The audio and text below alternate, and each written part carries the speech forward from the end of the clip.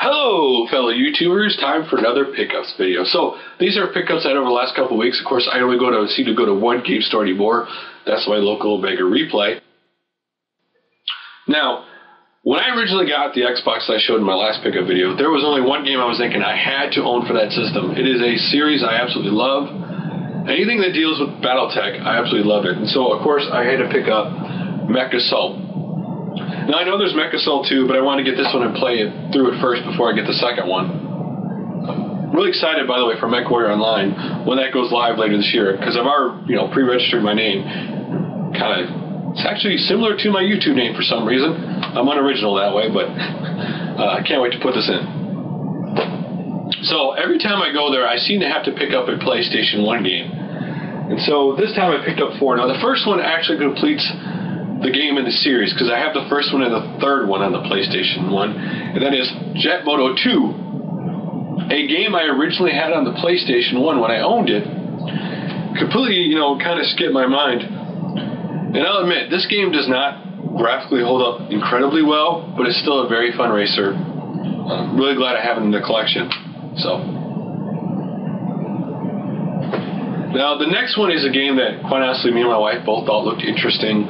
And it is a underwater vehicle combat game made by Single Track, the same people who made Jet Moto 2, and it is Critical Death. Now, this game came out really early in the PlayStation 1 life cycle, so if you're stuck on graphics, graphically this isn't going to be the most gorgeous looking PlayStation 1 game, but the only problem I have is I really had a hard time with the controls and learning how to steer it when I first played it.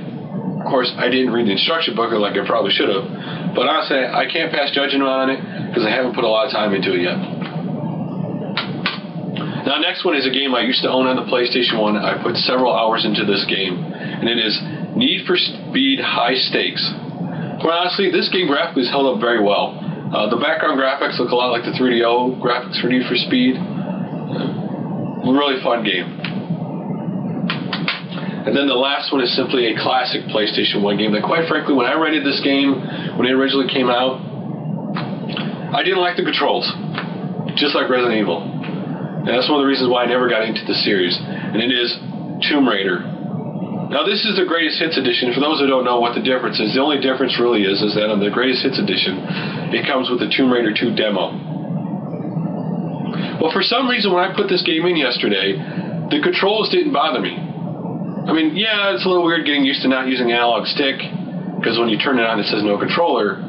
But outside of that, I actually didn't have a problem with the controls. So I'm actually going to sit down and put time into this game. And if I like it a lot, I'll pick up 2 and 3. But the main reason the last 2 weeks I've been going to my local retro store is because I've been looking for Super Nintendo games. Ever since I did the Video High Score Challenge, I looked at my Super Nintendo game and go, wow, I don't have that many games. And there are a lot of great games for that system. The Super Nintendo is one of my favorite systems, but I don't have a lot of games for it.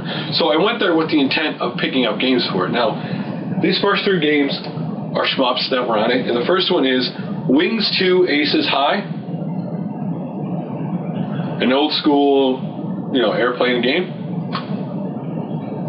The next one was DForce. Even though some people don't like this game, I actually had a lot of fun with it. Of course, the last one is a classic, a game I owned and had a lot of fun with, and that is Super R-Type. Which, to be honest with you, I played Gradius 3 and then put this in, and this game seems slower than Gradius 3, but just as hard. The next one is an arcade classic, a game I loved in the arcade. The minute I found out it came out on the Super Nintendo, I picked it up originally years ago, and when I saw this in the case, I had to get it again. This is a great game that is great playing co-op more than single player, but it's still a fun, colorful game, and that is Total Carnage. Which, playing this reminds me, I still need to pick up Zombie Ate My Neighbors. Another great game. Now, this next game, you may know better as DForce, depending on where you live at, but over here in the States, it came out as Supernova. I paid $10 for this game, and it was one of those weird things that I didn't know, don't remember the title, but I remember the artwork on the front of the game. A lot of fun. Had a lot of fun playing this again. And then the next one is another game I spent a lot of time playing, and it is Squadron, released by Capcom. And then the final game, I just picked this game up because of the title more than any other reason. It's called Radical Psycho Machine Racing. Now, the minute I put this in and started playing it, I remember playing this game. I'll be truthful with you. This is, to me, a less than average racing game. That maybe it's the controls tied in with the game itself, but it's not the most... Playing this game kind of with the D-pad controller and the way it works wasn't exactly the easiest to steer. Because, you know, you turn and the steering turns a little bit, not like a super responsive kind of thing.